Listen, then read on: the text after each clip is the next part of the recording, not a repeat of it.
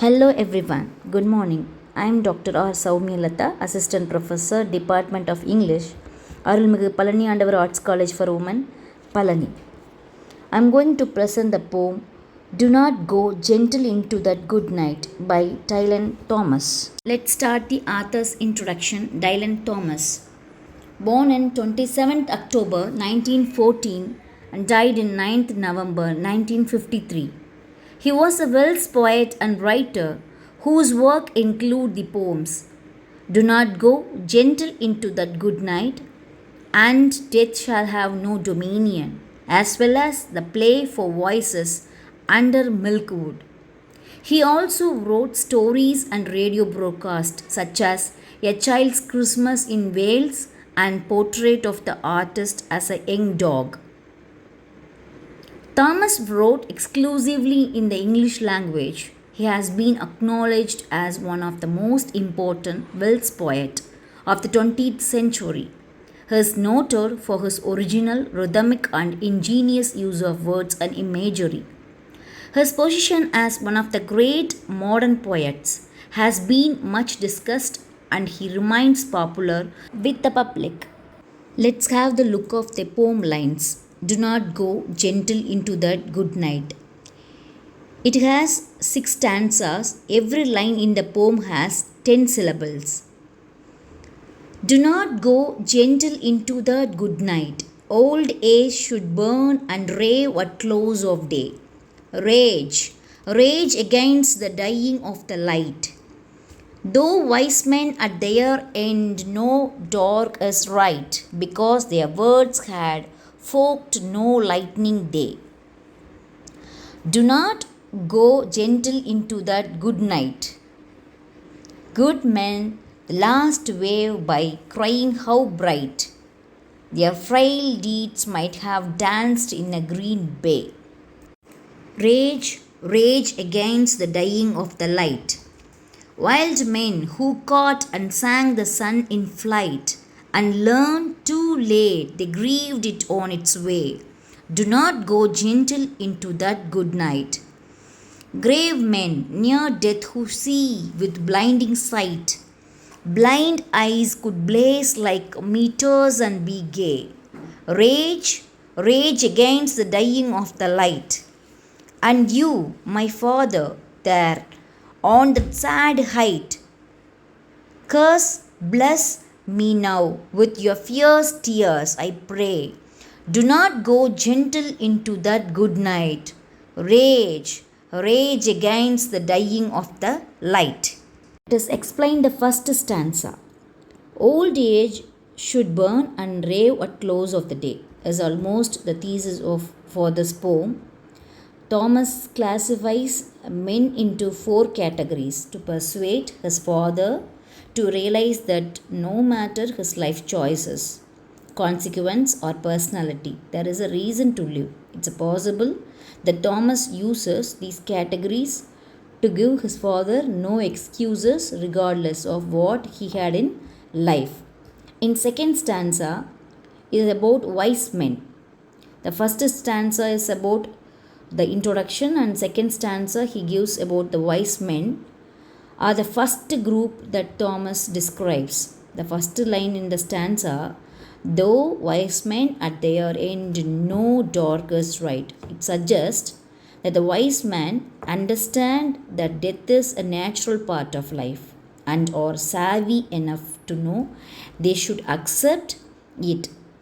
The following line, however, the reasons they nevertheless fight against the death because they feel they have not gained nearly enough repute in life because their words had forked no lightning.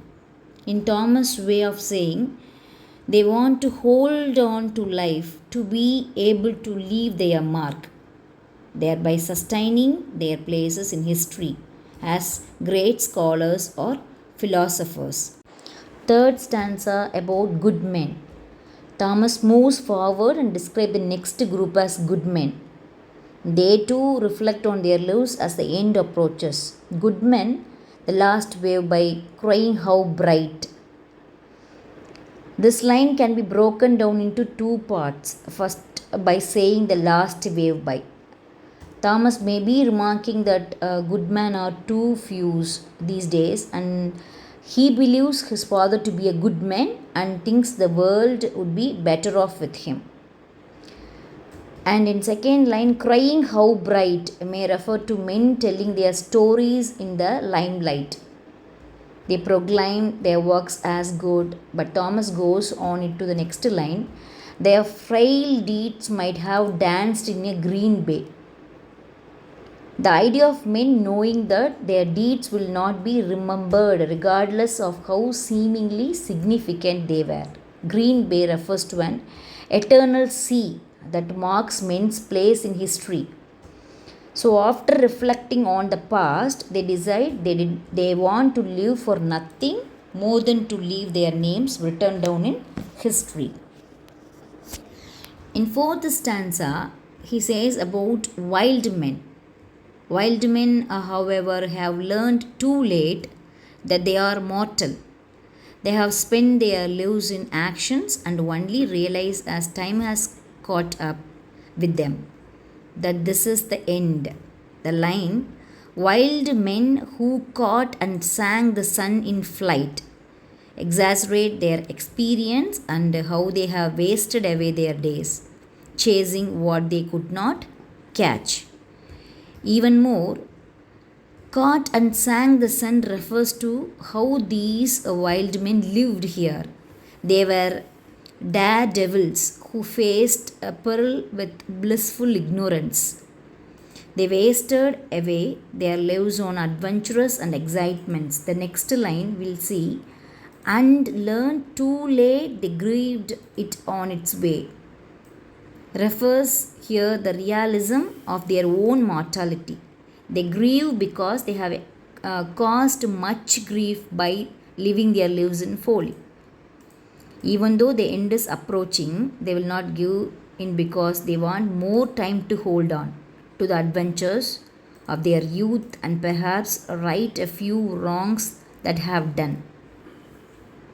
In fifth stanza about grave men. Grave men are the last group Thomas describes here. In the poem line, we'll see grave men near death who see with blinding sight. In this line, his use of grave almost has a double meaning, referring both to men who are saddened and those who are physically near death. They feel the strain of a long life and know they are physically decaying. Their eyes are failing along with the rest of their body, but a passion for existence is still burning within their eyes, despite their frail state. Blind eyes could blaze like meteors and be grey is an expression that represents a man's struggle for survival. The speaker suggests here, even in this frail state, his father could be happy living longer. The last stanza, the sixth one is, the speaker intent is presented here. He claims that all men, no matter their experience or situations, fight for more time. He urges his father to do the same. The line, curse, bless me now with your fierce tears, I pray. It describes the pain and passion he feels while begging his father not to die. The speaker watches his father fade and begs him not to give in. So, putting it all together, the six stanzas, Thomas' poem first refers to wise men, then to good men, then changes pace to wild men, and finally fades out with grave men. So, one reason Thomas uses this progression is to start with where he sees his father's character, then move gradually toward what he believes his father has resigned himself to. Thomas' father was a military man, and his resignations to his current status eating away at Thomas. So he suggests that every man needs to make his mark in life, and that his father has not done so. So hope you understood this poem and their six stanzas explanation. Thank you all.